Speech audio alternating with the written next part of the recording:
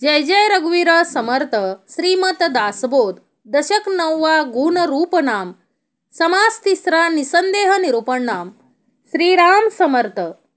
श्रोती केला अनुमान ऐसे कैसे ब्रह्मज्ञान काहीच नाही असून हे केवी घडे। श्रीराम समर्थ। काय श्रोत्यांनी प्रश्न विचारलाय हो। दशक 9 गुण रूप नाम समास 3 निसंदेह निरूपण नाम। संदेह श्रोत्यांना येतोच, आशंका आली ना, आशंका आली म्हणून समर्थांनी काय दिलं आपल्याला, ब्रह्मनिरूपण दिलं। आणि आता आपण काय बघायचंय, श्रोता आता काय प्रश्न विचारतोय समर्थांना बघा।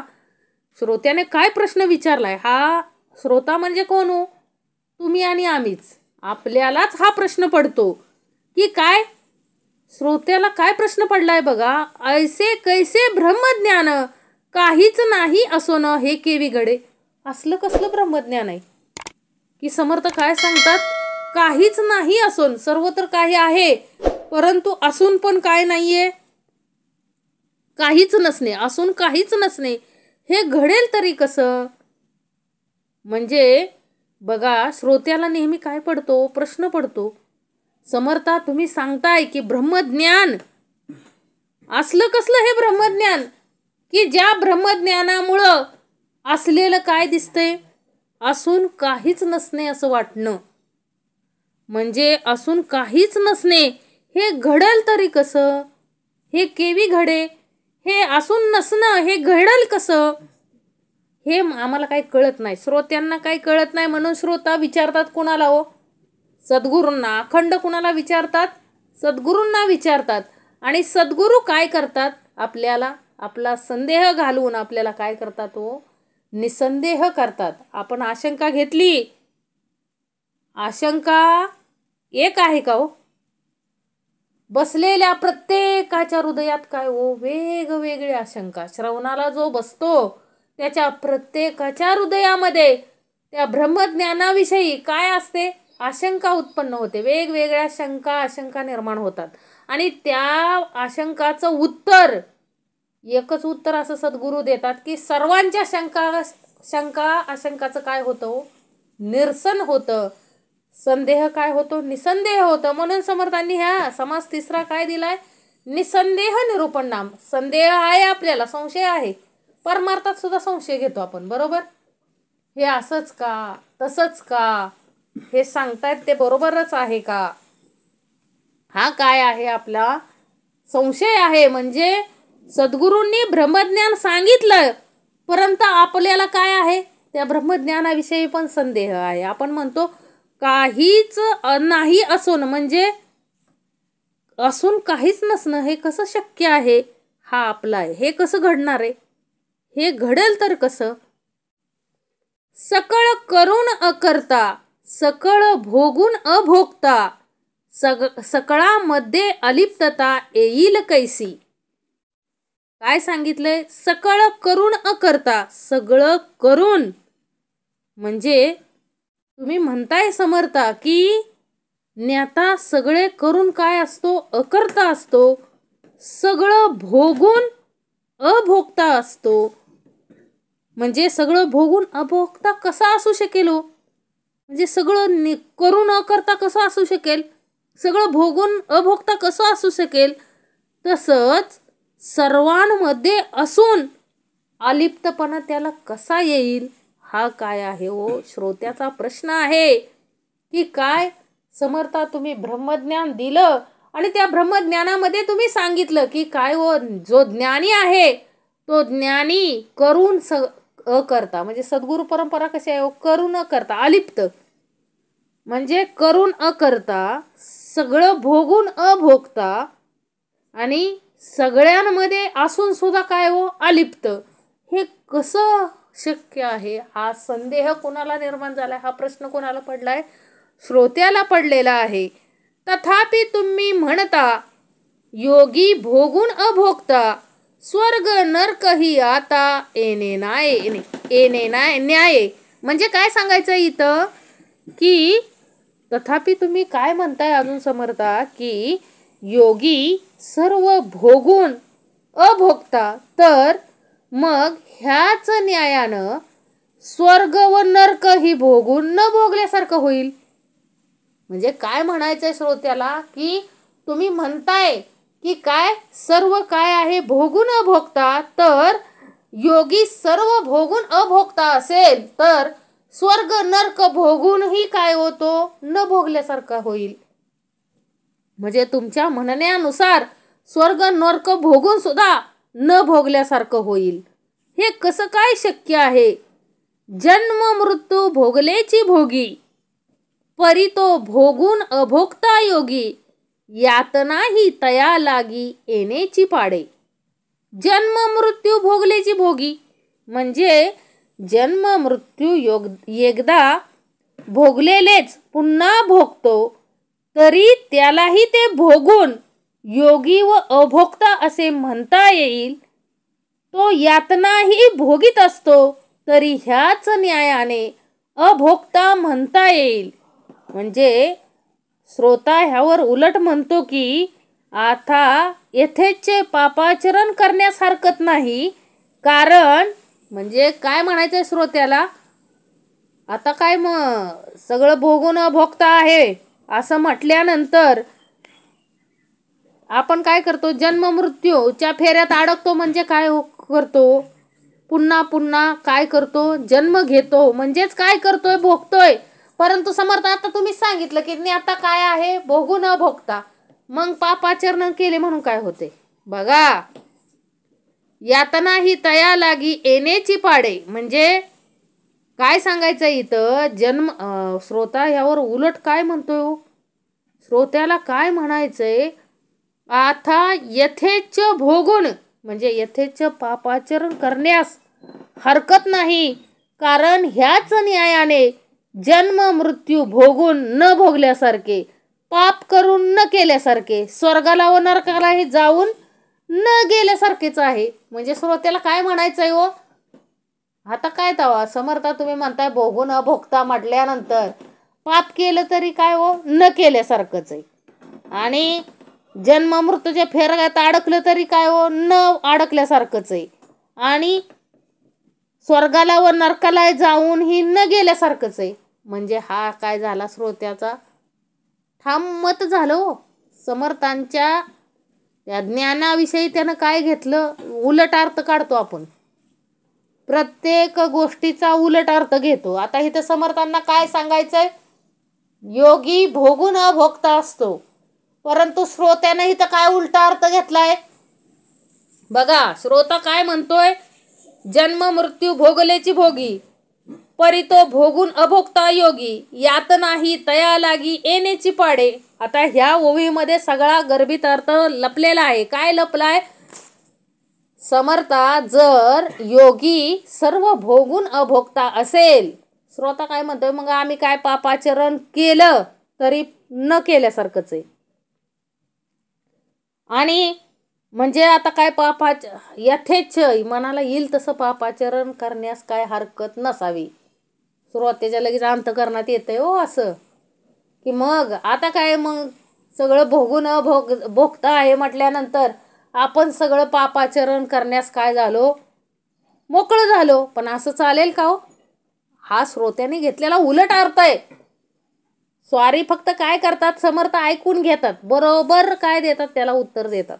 श्रोत्याला काय देतात, व्यवस्थित समजावून सांगण्याचं काम कोण करत असतात, सद्गुरू परंपरा करत असते. आता श्रोता काय म्हणतोय की आता काय यथेच्छ म्हणजे इच्छेला येईल तसं पाप पुण्य करण्यास काय हरकत नाही. कारण काय हो, इथं स्वर्ग नाही, म्हणजे स्वर्ग भोगला काय, नरक भोगला काय, न भोगल्यासारखंच आहे.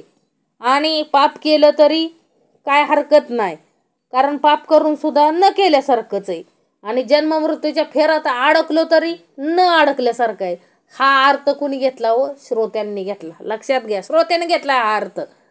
समर्थ यावरती उपाय सांगणार श्रोत्याला, परंतु हे चुकीचं आहे. काय हो, पापाचरण करून न केल्यासारखं होईल का कधीतरी?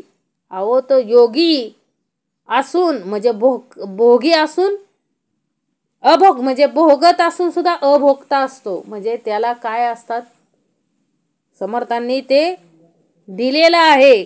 काय हो, तो परब्रह्म फक्त असा आहे की करू न करता आहे आणि भोगून काय आहे, अभोगता आहे. असा तो काय आहे हो, तो परब्रह्मच आहे केवळ.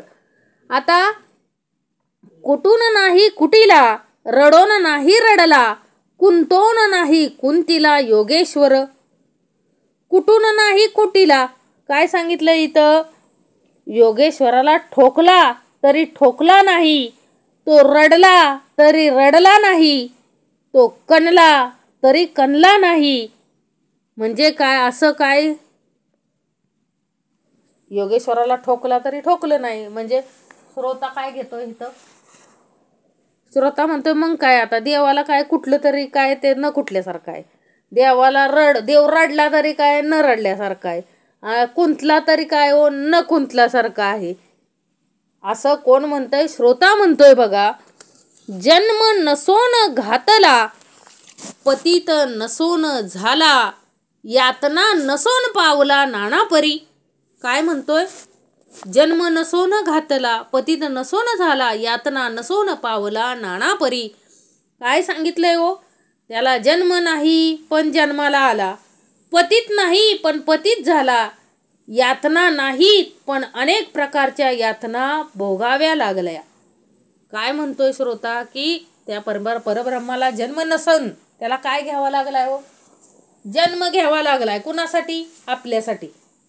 लक्षात घ्या, पतित नसोन झाला. देव काय पापी असतो का हो? कधीच नाही. पण ज्या देहामध्ये देव राहतो, त्या देहाकडनं जर पाप घडलं तर त्या अंतरीच्या परब्रह्माला काय होतं? सगळ्यात जास्त दुःख होतं. म्हणजे पतित नसून सुद्धा पतित झाला. आता तुम्हाला एक भाग सांगते की एक आत्मा देहाला सोडून चालला होता. देहाला सोडून जाताना तो आत्मा माघारी येऊन त्या देहाला लाता मारायचा. काय करत होता? लाता मारत होता, थुंकत होता त्या देहावरती. आणि देवाला म्हटला की अशा प्रकारचा देह परमेश्वरा, म्हणजे परत मला अशा प्रकारची कुडी नकोय. का तर ह्या कुडीनं मी अंतरी असेपर्यंत अखंड यातना दिलेत मला.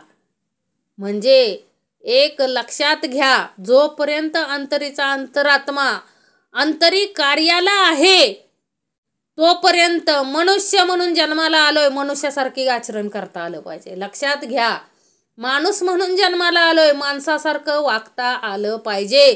पशूंसारखं आचरण करायचं नाही. पशूंना नातीगोती आहेत का हो?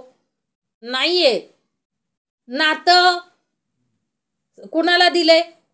मनुष्याला दिले. मनुष्याला सारासार विवेक बुद्धी दिली. म्हणून मनुष्याने सारासार विवेक बुद्धीनं वागता आलं पाहिजे. आणि तोच भाग म्हणजे काय? ज्या देहाला तो आत्मा थुंकून लाता मारून माघारी येऊन काय करायचा हो? थुंकायचा, लाता मारायचा आणि देवाला म्हणायचा असला देह परत देऊ नको. का हो? त्या देहानं अखंड काय केलेलं असतं? त्या आत्म्याला इतकं कष्ट दिलेलं असतं जिवंत असेपर्यंत. नाना कुकर्म, नाना कुटाळण्या केलेल्या असतात, नाना कुकर्म केलेले असतात, अनेक पाप केलेले असतात, अनेकांचं काय केलेलं असतं? म्हणजे त्यांचा अनेकांचा जीव घेतलेला असतो. आणि असा कार्यभाग करून त्यानं काय केलेलं असतं? म्हणजे तो देहामध्ये, आत्मा देहामध्ये असताना त्या देहानं काय केलं? अखंड पाप केलेलं असतं. इतकं पाप की त्या आत्म्याला सुद्धा काय आला हो? वीट आला होता त्या देहाचा. कधी एकदा या देहातून बाहेर पडतोय असं त्या आत्म्याला झालं होतं. आणि बाहेर पडल्यानंतर सुद्धा आत्मा काय करत होता?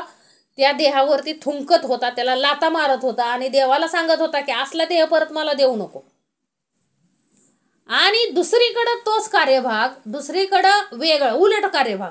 काय तर तो आत्मा पुन्हा पुन्हा येऊन त्या देहाच्या पाया पडत होता हो. पुन्हा पुन्हा येऊन हात जोडत होता आणि परमेश्वराला निवेदन करत होता की परमेश्वरा, पुन्हा जर मला जन्म द्यायचा असेल तरी अशी कुडी दे, म्हणजे असा देह दे. का हो? तो देह संतांचा होता. लक्षात घ्या, तो देह कुणाचा होता? संतांचा, विवेकी पुरुषाचा देह होता. अखंड पुण्य केलेलं, अखंड सदसद विवेक बुद्धीनं तो देह वागलेला. म्हणून आत्मा जाताना काय करत होता? अखंड पाया पडत होता. अखंड हात जोडूनच होता आत्मा. म्हणजे आत्म्याला वाटत होतं की ह्या देहातनं बाहेर जायलाच नको. का हो? एवढा तो काय होता? तृप्त होता. म्हणजे लक्षात घ्या, आपण काय करतोय? आलोय जन्माला, बरोबर आहे, परंतु काय कर्म करतोय हे आपल्या हातात आहे हो. आत्मा आहे आपल्या अंतरी, तोपर्यंत आपल्याला सदसद विवेक बुद्धीनं वागता आलं पाहिजे, सत्कर्म करता आली पाहिजेत. कारण विनाकारण तो पतित नसून, इथं काय सांगितलं? जन्म नसून घातला. कारण त्या कपडे बदलावेच लागतात हो आत्म्याला. परंतु कपडे बदलत असताना मनुष्य देह मिळाल्यानंतर आत्म्याला वाटतं की आता तरी मी काय होईल, या जन्म मृत्यूच्या फेऱ्यातून काय होईल, मुक्त होईल. म्हणून तो अखंड प्रयत्न करत असतो. परंतु जन्म नसून घातला त्याला जन्म मिळतो. त्याची इच्छा नसून सुद्धा काय मिळतो? जन्म मिळतो. कारण त्या देहानं तशी कर्म केलेली असतात. देहाच्या कर्मावरती हा सगळा कार्यभाग अवलंबून असतो. पतित नसून झाला म्हणजे पाप आत्म्याला पाप आहे का हो? नाहीये. परंतु त्या कुडीनं केलेलं पाप नसून त्याला पापी झाला ना. यातना नसून पावला. आता देहानं जर आपल्याला शरीर दिलंय परमेश्वरानं, आपण काय खातो पितो ते सगळं कुठं त्या आत्म्याला कळतं का नाही हो? कुणाला जरी माहीत नसेल तर त्या अंतरीच्या अंतरात्म्याला माहीत असतं. मग तुम्ही त्याला जे पचत नाही, जे रुचत नाही ते जर वरून टाकत असाल त्या देहामध्ये, तर तो काय होतो? यातना होतात त्याला. त्या अंतरीच्या अंतरात्म्याला सर्वात जास्त यातना कुणाला होत असतील तर अंतरीच्या अंतरात्म्याला. म्हणून लक्षात ठेवा, संतांनी नेहमी त्या अंतरीच्या अंतरात्म्याला समाधान वाटेल असं कर्म केलं. काय केलं? अखंड अंतरीच्या अंतरात्म्याला समाधान वाटेल असं काय केलं हो? देहांनी आचरण केलं. आणि त्यांचा आत्मा जाताना पाया पडूनच गेला. पुन्हा कुडी मिळाली तर अशीच मिळावी असं परमेश्वराला त्यांनी काय केलं? निवेदन ठेवलं. म्हणून नेहमी लक्षात ठेवावं, आपल्यामुळे त्याला काय होता कामा नये, तो पापी होता कामा नये, त्याला जन्म मिळता कामा नये, त्याला यातना मिळू नये असं वाटत असेल तर आपलं काय पाहिजे? व आपलं आचरण त्या पद्धतीनं झालं पाहिजे. विषय विकारांपासून आपण अलिप्त राहून अखंड त्या परमेश्वराच्या जवळ जाण्याचा काय केला पाहिजे? प्रयत्न केला पाहिजे. ऐसा श्रोत यांचा अनुमान, श्रोती घेतले आड रान, आता याचे समाधान केले पाहिजे. असा ऐसा श्रोती यांचा अनुमान. हा सगळा काय दिलाय आतापर्यंत? ज्या 6 ओव्या झाल्या, आतापर्यंत ज्या 6 ओव्या झाल्या त्यामध्ये काय सांगितलंय हो? हा सगळा काय आहे? श्रोत्याला पडलेला, म्हणजे श्रोत्याला आलेला संशय आहे, हा त्याला आलेली भ्रांती आहे. म्हणून काय म्हणतात? आड रानात शिरून श्रोत्यांनी अशा प्रकारची शंका घेतली, आता त्याचे समाधान केले पाहिजे असं कोण म्हणते? समर्थ म्हणतात. आता आड रानात जाऊन ह्या श्रोत्यानं काय घेतलंय? शंका घेतली. आपल्याला सवयच आहे, सरळ कधी जायचंच नाही, आड रानानं जायचं. मग कितीही आड रानानं गेला तरी त्याला सरळ उत्तर देण्यासाठी कोण आलेले आहेत? सद्गुरू परंपरा आलेले आहे, समर्थ आलेले आहेत. आता आड रानाने कितीही जा, तुला सरळ करायचं काम कोण करतात? समर्थ सद्गुरू करतात. आता समर्थ काय उत्तर देतात त्या श्रोत्याला बघा. वक्ता म्हणे सावध व्हावे, तुम्ही बोलता बरवे, परी हे तुमच्याच अनुभवे तुम्हास घडे. समर्थ काय म्हणतायत? ठीक आहे बाबा, सावध होऊन ऐक. तुझ्या सगळ्या प्रश्नांची उत्तरं देण्यासाठीच मी इथं आलेलो आहे. प्रत्येक प्रश्नाचं उत्तर देण्यासाठीच मी काय आलोय इथं. परंतु एक लक्षात ठेव, तुम्ही चांगलं बोलताय बरं का, चांगलं प्रश्न विचारताय. शब्द ज्ञाना बाबा रे, समर्थ काय म्हणतात? बाबा रे, शब्द ज्ञानाच्या बळावर तू व्यर्थ आडरान घेतले आहेस. समर्थ काय म्हणतात? तू व्यर्थ आडरान घेतलंय. काय गरज नसताना काय करतोय तू? आडरान घेतोय. पण असू दे, आता सावध हो. तुम्ही बोलता ते ठीक आहे, पण तुम्हाला जे भोगावे लागते त्या अनुभवावरून तुम्ही बोलता. म्हणजे समर्थ काय म्हणतात, हे सगळं तुम्ही कशावरून बोलताय? तुम्हाला जे भोगावं लागतंय त्या अनुभवावरून तुम्ही काय करताय, हे सगळं बोलता आहात. ज्याचा अनुभव जैसा तो तो बोलतो तैसा, संपदे विन जो दिवसा तो निरार्थक. काय सांगितलंय? ज्याचा अनुभव जैसा, ज्याचा जसा अनुभव आहे, ज्याला जसा अनुभव येतो तसा तो बोलतो. संपत्ती असल्याखेरीज नुसते धाडस करणे काय आहे? व्यर्थ आहे. काय सांगितले? संपत्ती असल्याशिवाय नुसतं धाडस करून उपयोग आहे का हो? त्यासाठी काय पाहिजे? संपत्ती पाहिजे. आणि संपत्ती असल्याशिवाय नुसतं कशाचं? आता एखादी जमीन घ्यायची, एखादा बंगला घ्यायचा आहे, खिशात काय पाहिजे? पैसे पाहिजेत. नाहीतर नुसतंच म्हणायचं मला द्या ती जमीन. तुमची जमीन विकायला गेली ना, मला द्या. अरे पण त्याच्यासाठी मोबदला काहीतरी द्यावा लागेल ना. नाही नाही, तो नाही माझ्याकडं. मग चालेल का? असं चालेल का हो? नाही चालणार. कोणतीही गोष्ट घेण्यासाठी तुझ्याकडं काय पाहिजे? मोबदला पाहिजे. ज्याचा अनुभव जैसा तो तो बोलतो तैसा, संपदेविन जो दिवसा तो निरार्थक. मग काय, जमीन मागणं, जमीन घ्यायला जाणं व्यर्थ आहे. म्हणजे खिशात नाही दमडी आणि म्हणायचं मी चला मला जमीन द्या. चालेल? नाही चालणार. नाही ज्ञानाची संपदा, अज्ञान दारिद्र्ये आपदा, भोगल्याच भोगी सदा शब्द ज्ञाने. नाही ज्ञानाची संपदा. काय सांगितलंय? आत्मज्ञानाची संपत्ती नाही. म्हणजे ही तर संपत्ती कुठली दिली समर्थांनी? आत्मज्ञान नाही. आणि म्हणायचं की मला काय करा? आत्मज्ञानी म्हणा. चालेल का तसं? म्हणजे ही तर संपदा कोणती पाहिजे? नाही ज्ञानाची संपदा, अज्ञान दारिद्र्ये आपदा, भोगल्याच भोगी सदा शब्द ज्ञाने. आता इथं जर तुम्ही बोलताय, हे कशाच्या जीवावर बोलताय? शब्द संपत्ती परमेश्वराने दिली म्हणून तुम्ही बोलताय. परंतु त्यासाठी आत्मज्ञानाची संपत्ती पाहिजे तुमच्याकडं. समर्थांना काय सांगायचंय? आत्मज्ञानाची संपत्ती नाही आणि अज्ञानरूप दारिद्र्यामुळे कोरड्या शब्द ज्ञानाने मनुष्य भोगलेल्याच विपत्ती सदा सर्वदा काय करतो? भोगतो. म्हणजे नाही ज्ञानाची संपदा, अज्ञान दारिद्र्ये आपदा, भोगल्याच भोगी सदा शब्द ज्ञाने. म्हणजे काय सांगितलं इथं?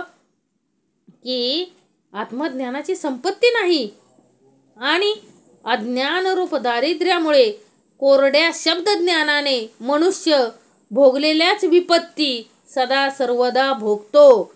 म्हणजे ज्ञानसंपत्तीने श्रीमंत झालेल्यालाच वर्म अज्ञानी दारिद्र्याला कळत नसते. म्हणजे ज्ञानसंपत्तीने जे श्रीमंत, संतांची बरोबरी आपल्यासारख्या सामान्य माणूस करू शकत नाही. म्हणजे ज्ञानाने जे श्रीमंत आहेत तेच काय करू शकतात? त्यांचं वर्म अज्ञानी दरिद्र्याला कळत नसते. लक्षात ठेवा, असं समर्थांना सांगायचंय. शब्दज्ञानाच्या जोरावर आपण बोलत असतो, संशय घेत असतो त्या परमेश्वराविषयी, पण हे काय नाहीये, आपल्या आंतरी असलेल्या अज्ञान दारिद्र्यामुळे आपण काय करत असतो? हे भोगत असतो. योगी ओळखावा योगेश्वर, ज्ञानी ओळखावा ज्ञानेश्वरे, महाचतुर तो चतुरे ओळखावा. योगी ओळखावा योगेश्वरे. म्हणजे योगी कुणाला म्हणायचं? योगीश्वर जो आहे त्यानंच काय करावं? योग्याला ओळखावे. ज्ञानेश्वराने कुणाला ओळखावं? ज्ञानी व्यक्तीला ओळखावं. आणि महाचतुर असेल त्याला चतुराने ओळखावे. म्हणजे योगी योगीश्वराने, ज्ञानी ज्ञानाने, महाचतुर चतुरानेच ओळखावा. समर्थ काय म्हणतात? योगी योगेश्वरानेच ओळखावा, ज्ञानी ज्ञानेश्वरानेच ओळखावा आणि महाचतुर चतुरानेच ओळखावा. अनुभवी अनुभवयास कळे, अलिप्त अलिप्तपणे निवळे, विदेहाचा देहभाव गळे, विदेही देखता. काय सांगितले? अनुभवी अनुभवयास कळे. आता स्वतः जो अनुभवी असेल त्याला दुसरा कोण अनुभवी आहे तो कळेल. म्हणजे दुसरा अनुभवी आहे का नाही हे कळण्यासाठी स्वतः अनुभवी असावं लागतं. लक्षात घ्या. म्हणजे दुसरा अनुभवी आहे का नाही हे कळण्यासाठी स्वतः अनुभवी असावं लागतं. अलिप्तपणे निवडे. म्हणजे जो अलिप्त स्वतः असतो तो दुसऱ्या अलिप्तला काय करू शकतो, ओळखू शकतो. म्हणजे अलिप्त स्वतः विषय विकारांपासून अलिप्त आहे तो इतर कोण अलिप्त आहे त्याला काय होतो, ओळखू शकतो. आता दुसरा विदेही आहे.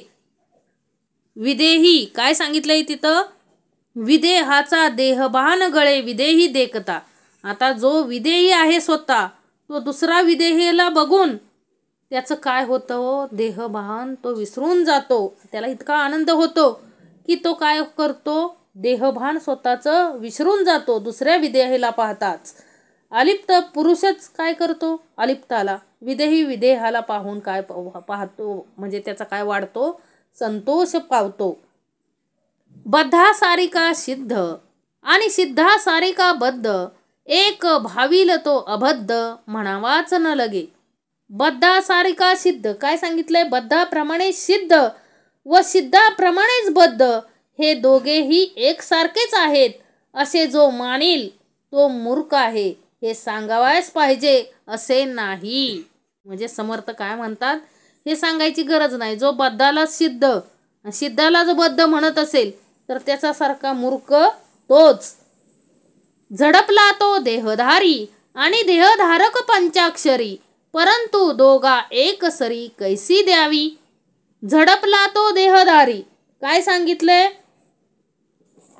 झडपला तो म्हणजे ज्याला भूतबाधा झाली. झडपला म्हणजे काय हो, ज्याला भूतबाधा आपण म्हणतो बघा झपाटले, म्हणजेच काय, झडपला तो देहधारी ज्याला भूतबाधा झाली आहे तो देहधारी मनुष्य व भूत काढणारा पंचाक्षरी आहे तोही देहधारीच आहे. पण दोघांची बरोबरी आहे असे कसं म्हणायचं.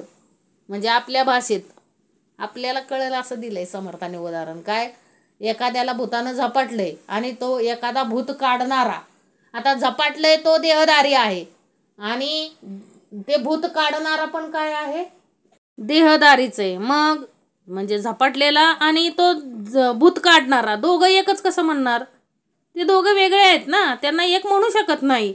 हे कळतंय आपल्याला. तैसा अज्ञान पतित आणि ज्ञानी जीवनमुक्त दोघे समान मानिल तो युक्त कैसा म्हणावा.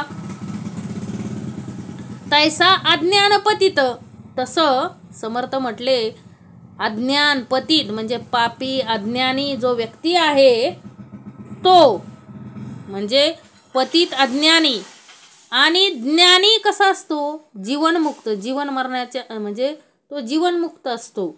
मग हे दोघं समान कसं म्हणता येईल, या दोघांची बरोबरी होणार आहे का. म्हणजे या दोघांना सारखं मानणाराला शहाणं कसं म्हणता येईल.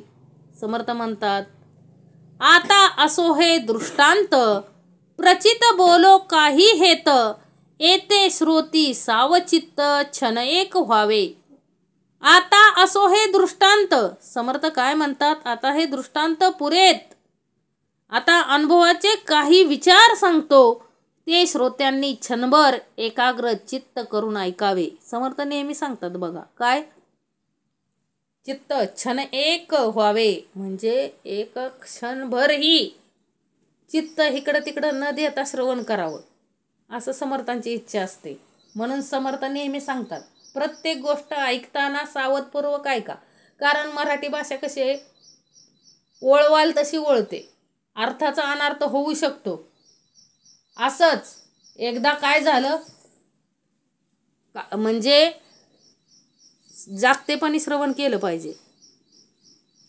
एकदा काय सांगितलं, म्हणजे भाग झाला हो, काय की बाई ही म्हणजे समर्थांना सांगायचं होतं, देहरूप बाई ठकवली पाहिजे, परमार्थामध्ये ठकवली पाहिजे.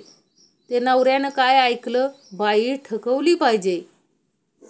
म्हणजे घरी जाऊन त्यानं काय केलं, तिला गोड बोलायला लागला, म्हणजे ती वेगळाच वागायला, म्हणजे बाई ठकवली पाहिजे हा त्यानं काय घेतला, वेगळा अर्थ घेतला.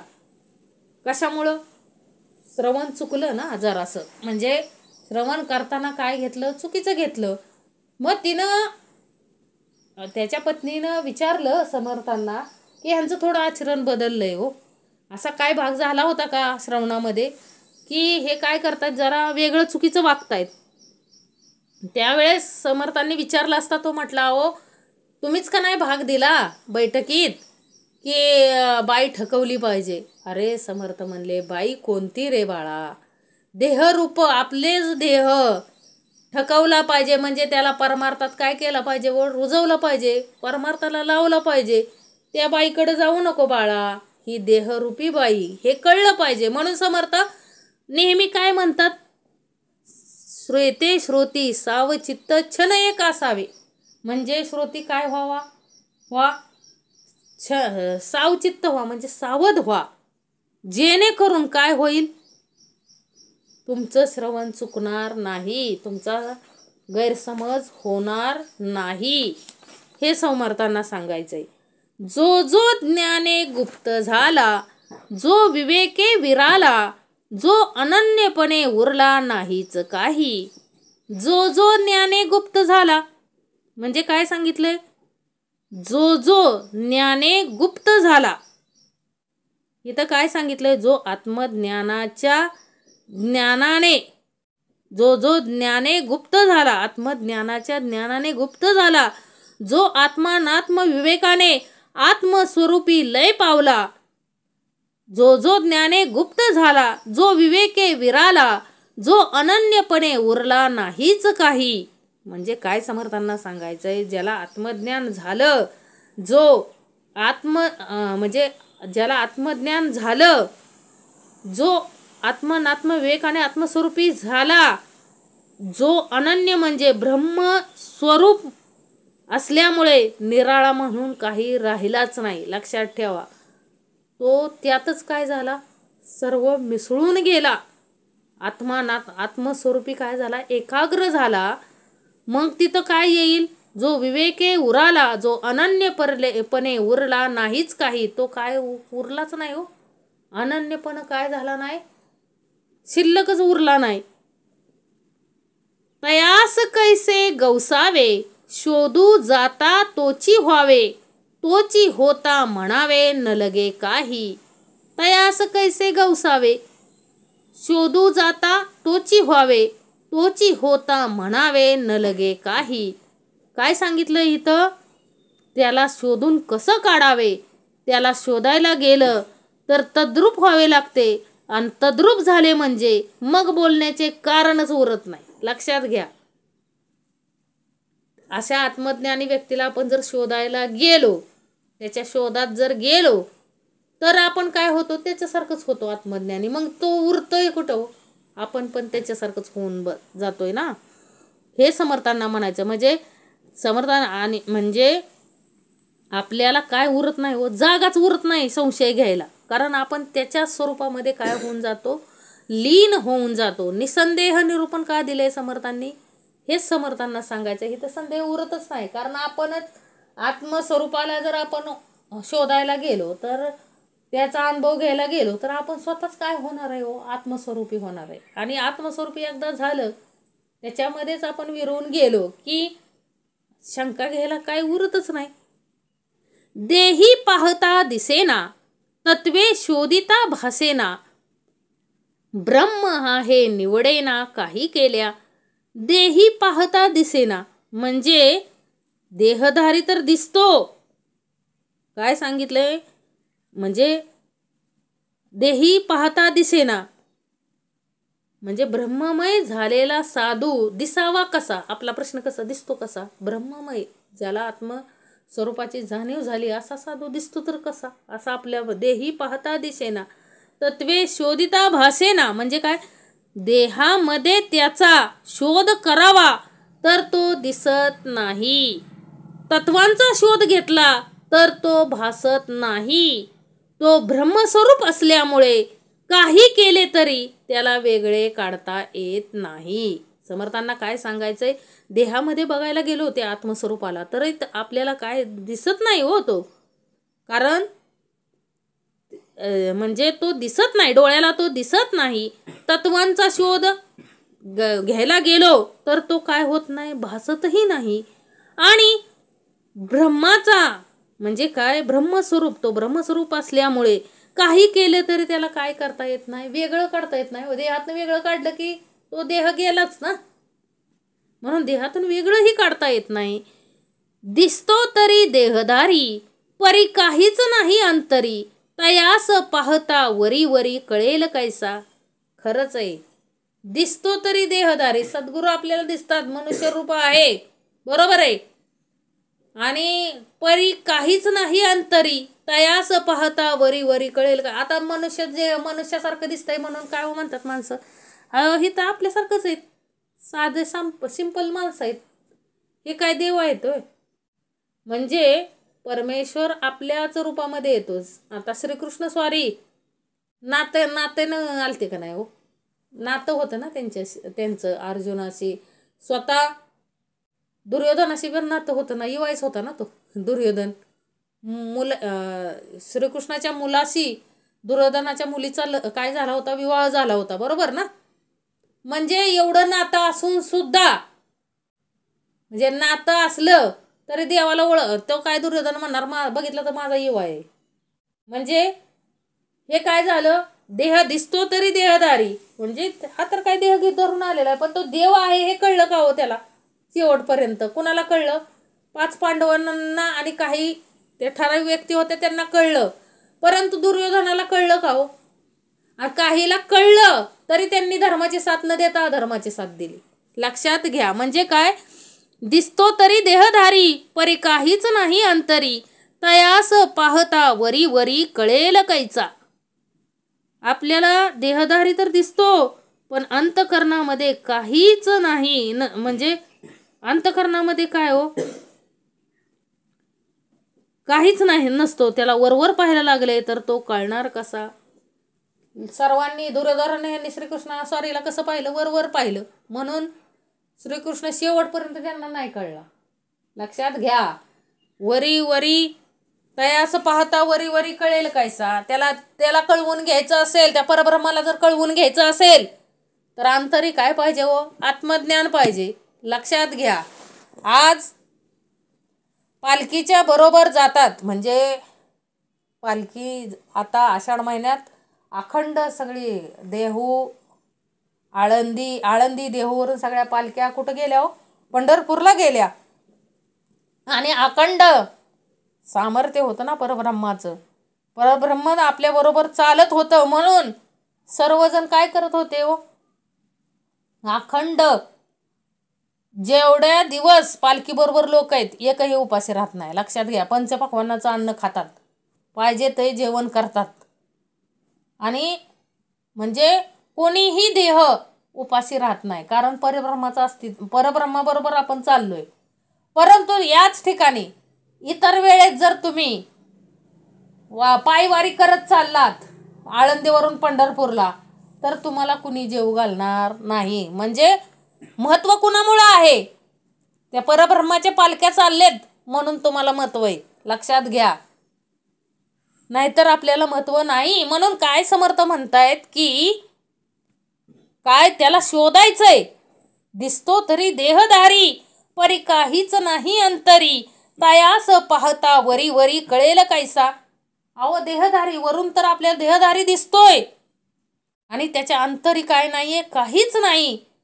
त्याला पाहायला गेलं, वरवर जर पाहायला गेलं तर काय कळणार आहे हो आपल्याला, काहीच कळणार नाही. म्हणून काय करायचं बघा, त्याला कळवून घ्यायचं असेल तर सद्गुरू काय उपाय सांगतात बघा. कळाया शोधावे अंतर, तव तो नित्य निरंतर, जयास धुंडिता विकार निर्विकार होती. बघा, कळाया शोधावे अंतर, त्याला जर कळवून घ्यायचं असेल तर अंतरी शोधा. म्हणजे आपल्या अंतरी त्याचं स्वरूप कळण्यासाठी त्याला आपले अंतर शोधावे, तर तो नित्य व निरंतर आहे. त्याला काम क्रोधादी विकार घेऊन धुंडायला तो ते विकारच त्याला म्हणजे काय हो,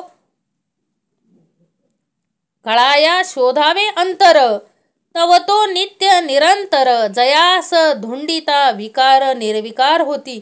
आपण जर काम क्रोधादी विकार घेऊन त्याला शोधायला गेलो तरी त्या विकाराचं काय होतं, निर्विकार होतात. त्याला शोधत असताना ते विकार सुद्धा काय होऊन जातात निर्विकार होऊन जातात. म्हणजे कळाया शोधावे अंतर, त्याला जर कळवून घ्यायचं असेल तर अंतरीच बघा. समर्थ काय म्हणतात, आपल्याच अंतरी शोधबोध घ्यायचा आहे. आणि तो शोध घेत असताना आपल्याला जाणीव होते की तो नित्य निरंतर कुठं आहे आपल्या अंतरीच कार्याला आहे. आणि हे कळल्यानंतर त्याला शोधत असतानाच आपलेच विकार काय होतात निर्विकार होतात. तो परमात्मा केवळ तयास नाही मायामळ, अखंड हेतूचा विटाळ झालाच नाही. तो परमात्मा केवळ, तो काय आहे परमात्मा आहे. म्हणजे असा साधू म्हणजे मूर्त शुद्ध, म्हणजे असा परमात्माच काय असे जे व्यक्ती आहेत जे काय आहेत निर्मळ, म्हणजे आपण सांगितलं साधू कुणाला म्हणायचं, ज्यांनी 6 धुतलेले आहेत अशा व्यक्ती, तो परमात्माच केवळ आहे ज्याच्याकडे विकार नाहीत तो परमात्माच आहे असं समर्थांना सांगायचंय. तयास नाही मायामळ, त्याच्याजवळ काय नाही त्याला मायेचा मळ म्हणजे मायेचा डाग लागत नाही. तो अखंड असून त्याला हेतूचा म्हणजे कल्पनेचा विटाळ झालेलाच नाही. लक्षात घ्या, त्या परमात्म्याला काय कल्पनेचा विटाळ होत नाही. विटाळ कुणाला होतो, जे अज्ञानात आहेत त्यांना विटाळ होतो. लक्षात घ्या, अखंड हेतूचा विटाळ झालाच नाही. त्या परब्रह्माला काय होत नाही, विटाळ होत नाही. ऐसा जो का योगी राज, तो आत्मा सहजी सहज, पूर्ण ब्रह्म वेद बीज, देहाकारे कळेना. ऐसा जो का योगीराज, असा जो का योगीराज आहे, असा जो योगीराज तो सहजच आत्मा होय. वेदांत सांगितलेले परमगुह्य असे पूर्ण ब्रह्म तो असता. म्हणजे देहाच्या आकारामुळे देहभावामुळे सामान्य लोकांना काय होत नाही कळत नाही. कोण कळत नाही, तो ऐसा जो का योगीराज, तो आत्मा सहजी सहज, पूर्ण ब्रह्म वेद बीज, देहाकारे कळेना. तो पूर्ण ब्रह्म आहे, तो आत्मा, तो आपल्याला कशामुळं कळत नाही आपल्याकडं असलेला हे देहभावामुळे सामान्य लोकांना काय होत नाही तो कळत नाही. तो योगीराजच काय आहे, आत्मा होय. आणि पूर्ण ब्रह्म असताना सुद्धा तो आपल्या सामान्य जणांना काय होत नाही, कळत नाही. देहामध्ये देह घेऊन आलेल्या लोकांना तो सहजासहजी कळत नाही. त्यासाठी काय असावं लागतं आत्मज्ञानी. देह भाविता देहची दिसे, परी अंतर अनारसी असे, तयास शोधिता नसे जन्म मरण. काय सांगितले समर्थांनी, देह भाविता देहची दिसे. काय सांगितलंय, देहाकडून पाहाल तर त्याचा देह म्हणजे त्याच्या देहाचे व्यवहार दिसतील, पण त्याचे अंतकरण वेगळे असते. म्हणजे त्या परब्रह्म देह भाविता देहच दिस, आपण देहातून पाहायला गेलो त्या परमेश्वराला तर आपल्याला तो देहच दिसणार ना. परी अंतर अनारसी असे, तयास शोधिता नसे जन्म मरण. त्याला काय नाही त्याचे अंतर शोधाल तर तेच तुम्ही होऊन तुमचं जन्म मरण काय होईल, टळेल. लक्षात ठेवा. म्हणजे त्या अंतकरणाचा शोध घेऊ गेलो तर त्याला जन्म मरण ही नाही असं दिसून येईल. समर्थांना असं सांगायचंय की त्या अंतरात्म्याचा शोध घेतला तर आपलं काय होणार आहे जन्म मरणाचा फेरा काय होणार आहे, चुकणार आहे. जयास जन्म मरण व्हावे, ते तो नव्हेची स्वभावे, नाहीच ते आणावे कोटून कैचे. म्हणजे काय सांगतात इथं की जयास जन्म मरण व्हावे, काय ज्याला जन्म मरण आहे असा देह तो काही मुळीच नाही. मग जे नाहीच ते आणायचे कुठून व कसे, म्हणजे जन्म मृत्यू ज्या मायेकरता देहाच्या मागे लागले आहेत, तो देह तो नव्हे, तो निर्गुण काय आहे हो, ब्रह्मच आहे. निर्गुणास जन्म कल्पिला अथवा निर्गुण उडविला, तरी उडाला आणि जन्मला आपला आपण. निर्गुणास जन्म कल्पिला म्हणजे निर्गुणाला जन्म आहे किंवा लय आहे अशी कल्पना केली, तरी जन्मला व नाहीसा झाला कोण, तर आपला आपणच. म्हणजे काय हो, निर्गुणाला जन्म मरण कल्पिले तरी ते त्याला न स्पर्शता कल्पनाराच्या मागे लागते. निर्गुण माथ्यानी म्हणजे माध्यानी थुंकिता सूर्यावरी, तो तुंका पडेल आपणाच वरी, दुसराच चिंतिता अंतरी आपणास घडे. काय ओवी दिली व समर्थांनी. माध्यानी थुंकिता सूर्यावरी म्हणजे दुपारच्या 12 वाजलेले आहेत आणि आपण जर सूर्यावर थुंकायला गेलो, बघा प्रयोग करून, तर काय होतं व तो थुंका आपल्याच तोंडावरती पडतो. लक्षात घ्या. मग सूर्याला त्याचा काय फरक पडणार आहे का? कारण का हो, तो थुंका आपल्याच अंगावर पडलेला असतो. त्याचप्रमाणे दुसऱ्याचं बरं वाईट चिंतावं, म्हणजे मी जर एखाद्याचं वाईट चिंतन केलं, म्हणजे मी जे काही बरं वाईट, बरं समर्थ काय म्हणतात, आपण जे दुसऱ्याविषयी बरं वाईट चिंततो अंतरी, तेच आपल्या बाबतीत काय होतं व घडतं. लक्षात घ्या. म्हणून काय चिंतायचं, कोणाविषयी वाईट काय चिंतायचं हे आपल्यावर अवलंबून आहे. लक्षात घ्या. म्हणून कुणाचंच वाईट चिंतायचं नाही. त्या परब्रह्मा अखंड त्या परब्रह्माशी एकरूप राहायचं. लक्षात घ्या. कोणाचं वाईट बघायचंच नाही. म्हणून समर्थांनी ओवीच लिहून ठेवली म्हटल्यानंतर हे सत्य आहे, हे त्रिवार सत्य आहे. काय? माध्यानी थुंकिता सूर्यावरी, तो थुंका पडेल आपणाच वरी, दुसऱ्यास चिंतिता अंतरी आपणास घडे. म्हणजे काय? दुपारी 12 वाजता जर आपण सूर्यावर थुंकायला गेलो, तर तो थुंका आपल्याच तोंडावर पडणार आहे आणि त्या आपल्याच तोंडावर पडतो. त्या थुंक्याचा त्या सूर्याला काय परिणाम होणार आहे का हो सूर्यावर? आपण थुंकलो म्हणून त्या सूर्याला काय फरक पडणार आहे का? नाही. त्याचप्रमाणे सद्गुरू काय म्हणतात, आपण दुसऱ्याला जे चिंततो बरं वाईट, तेच आपल्या बाबतीत काय असतं हो, घडत असतं. म्हणून काय चिंतावं हे आपल्यावर अवलंबून आहे. बरं चितलं तर बरं होणार आहे, वाईट चितलं तर वाईट होणार आहे. समर्थांना ओवी द्यावी लागली, कारण आपण कुठेतरी वाईट चित्तोय कोणाच तरी. लक्षात घ्या. म्हणून काय करायचंय, काय जे चिंतायचंय ते परमेश्वराचं चिंतन करा ना. लोकांचं चिंतण्यापेक्षा बरं वाईट काय चिंतायचं नाही आपल्याला. तुझं बरं बी होत नाही, वाईट आम्हाला काय घेणं देणं नाहीये. तू तुझ्या कर्माचा, आम्ही आमच्या कर्माचं. आपल्याला कोणाशी काय घेणं देणं नाहीये. आपण त्या परब्रह्माशी काय राहायचंय हो, एकरूप राहायचंय. त्या परब्रह्माच्या नामात राहिलो तर अखंड काळजी कोणाला राहणार आहे हो, त्या परब्रह्माला राहणार आहे आपली. समर्थ रायाचे महिमान, जाणता होते समाधान, परंतु भुंको लागले श्वान, तरी ते श्वानची आहे.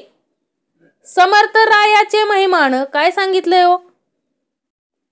समर्थ रायाचे महिमान, एखाद्या थोर राजाचा महिमा कळला म्हणजे काय होतं हो, समाधान वाटतं. पण एखादं कुत्रे त्यावर भुंकू लागले तर त्याला काय म्हणावे?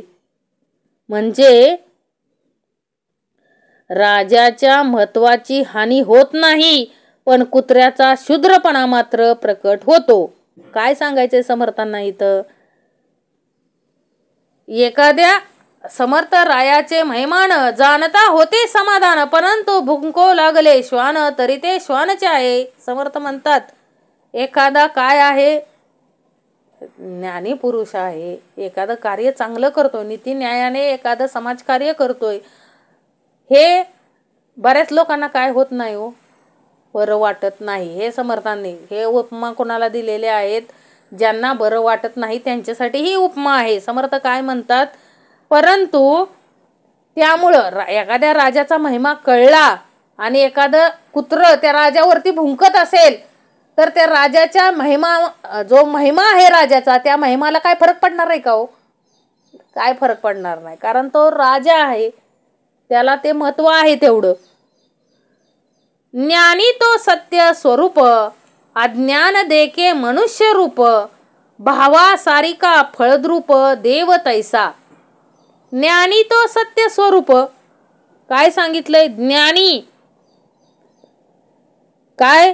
त्याप्रमाणे ज्ञानी हा सत्य म्हणजे परब्रह्म स्वरूप असतो आणि जो त्याला मनुष्यरूप समजतो तो अज्ञानी होय. देव ही भावाप्रमाणेच काय असतो? फळ देणारा असतो. देव व साधू यांच्याविषयी जशी भावना करावी तसं काय मिळतं आपल्याला? फळ मिळते. देव निराकार निर्गुण, लोक भाविती पाषाण, पाषाण फुटतो निर्गुण, फुटेल कैसा. देव निराकार निर्गुण. देव कसा आहे हो? निराकार निर्गुण आहे. परंतु लोक कशात देव पाहतात? देव हा निराकार आणि निर्गुण आहे आणि लोक कशाला देव मानतात? लोक पाषाणालाच देव मानतात. पण पाषाण काय होतो? फुटतो, कधी ना कधी फुटतो.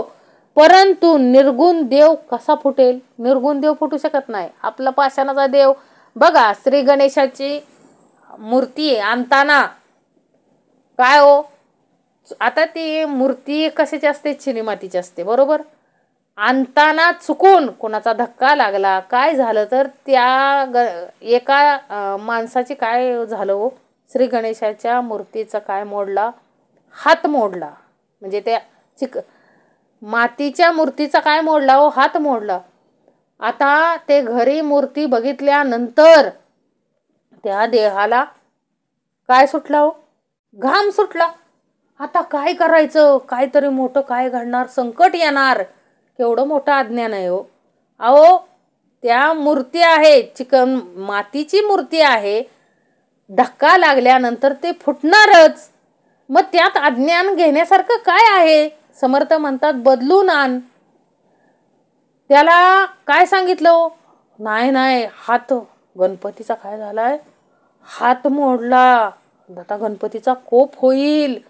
काय करा तुम्ही? शांती करा. एवढा खर्च आहे तुम्हाला, असं तसं. मग हे केवढं मोठं अज्ञान पेरलंय हो आपल्या अंतरी. म्हणून समर्थ काय इथं सांगतायत? पाषाण फुटतो. म्हणजे ते पाषाण आहे. एखादी मूर्ती म्हणजे आता तिला सपोज भेग गेली, काय झालं तर काय हो? ते पाषाणच आहे, त्याला भेग जाणार. परंतु त्या निर्गुण निराकाराला काय जात नाही हो? भेग जात नाही. आपण शरण कोणाला जायचंय? निर्गुण निराकाराला. जे आपण मूर्ती म्हणजे आपल्यासाठी दिलेल्या आहेत त्या मूर्ती, लक्षात घ्या. सगुण रूपात त्या मूर्ती दिलेल्या आहेत. परंतु त्या काय झाली त्याला इजा, तर त्याचा काय करायचा नाही हो? बाव करायचा नाही. त्याचा बाव करायचा नाही. अज्ञानातून आपल्या अंतरी काय करायचं नाही हो? अज्ञान वाढवून घ्यायचं नाही. त्यानं त्रासच होणार आपल्याला.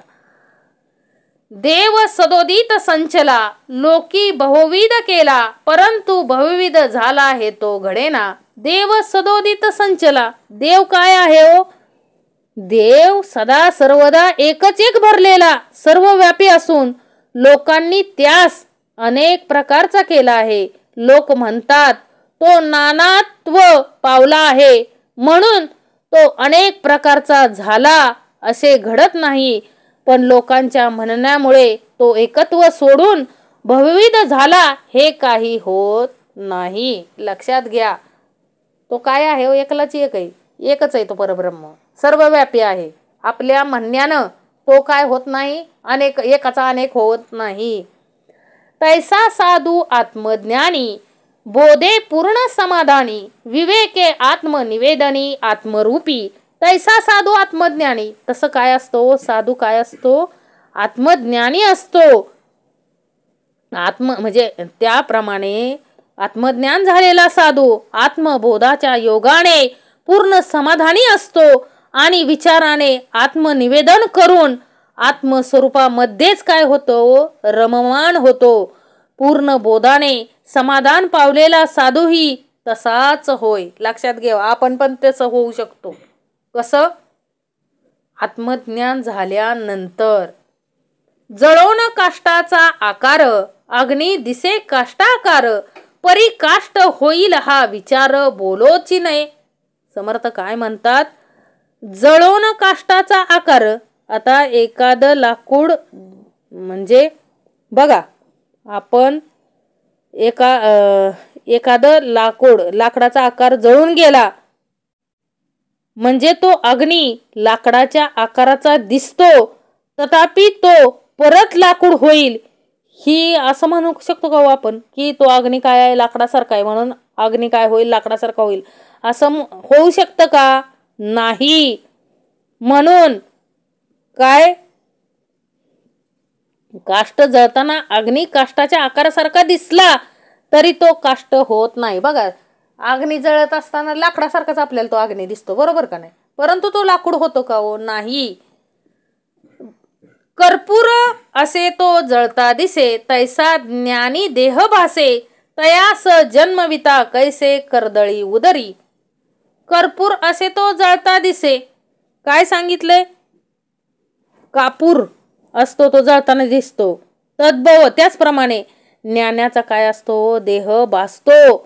पण एकदा जळून गेलेला कापूर पुन्हा कर्दळीच्या पोटात कसा उत्पन्न करता येईल?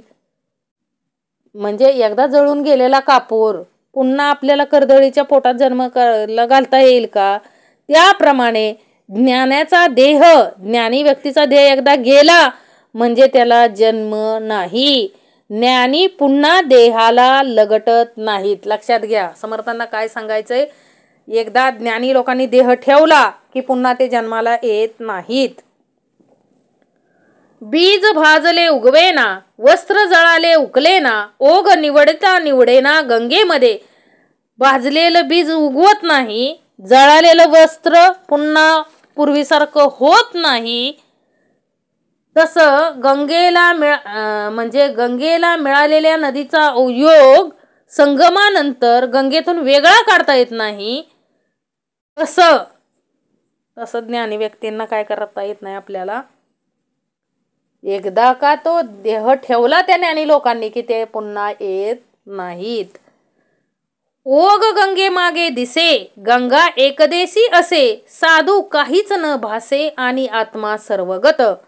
ओघ गंगे मागे दिसे, आपल्याला ही काय एक देश असल्यामुळे ओघ गंगेच्या मागे दिसतो, तरी पण साधू हा सर्वव्यापी आत्मा असल्यामुळे काय होत नाही हो, साधू आत्मस्वरूपाकार झाला की मागे काहीच राहत नाही. लक्षात घ्या, साधू काय झालेला असतो? आत्मस्वरूप.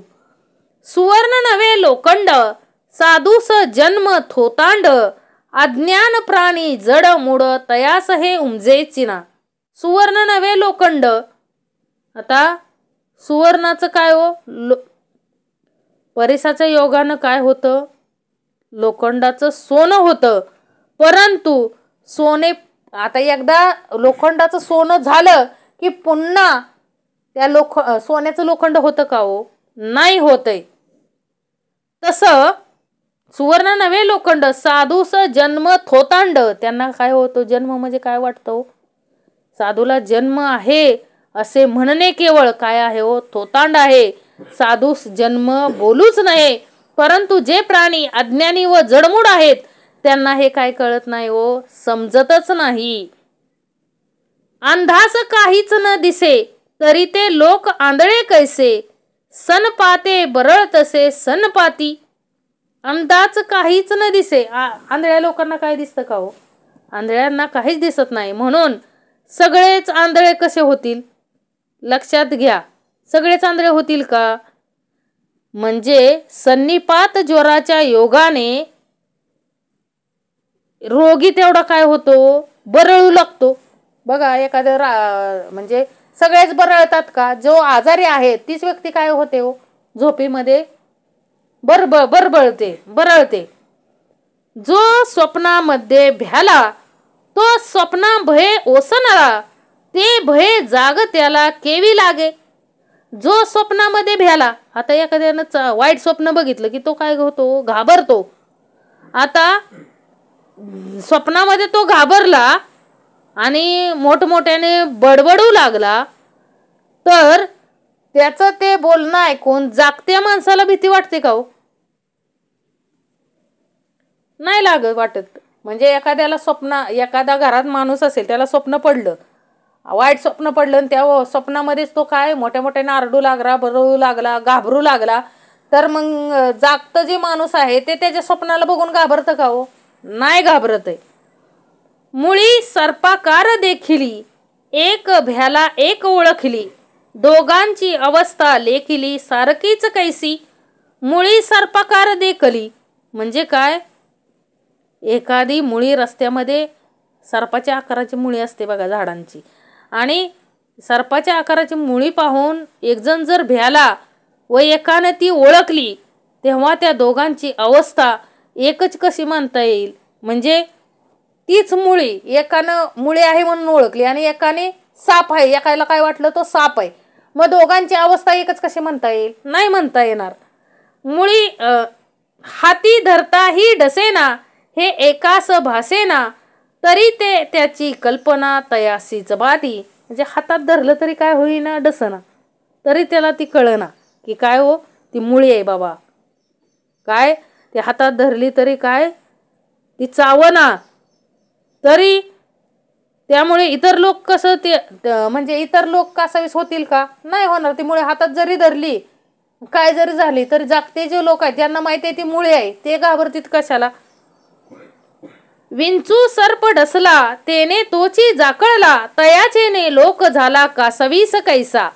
म्हणजे विंचू सर्प डसला, एखाद्याला साप किंवा विंचू डसला तर तोच बरळतो, त्यामुळे इतर लोकांनी कासावीस होतील का हो? ज्याला चावलंय त्याचा जीव काय होतो? कासावीस होतो. इतरांचा जीव कासावीस होतो का? आता तुटला अनुमान, ज्ञानियास कळे ज्ञान, अज्ञानास जन्म मरण चुकेची ना. आता काय हो? आता तुटला अनुमान कुणाचा? श्रोत्यांचा. काय शंका फिटली ना आता? काय काय शंका होती की आपण बघितले पहिली शंका काय होती? म्हणजे ज्ञानी लोकांना भोगू न भोगता म्हणायचं म्हणल्यावर पाप करून बी न केल्यासारखं. तसं काय सांगितलं इथं?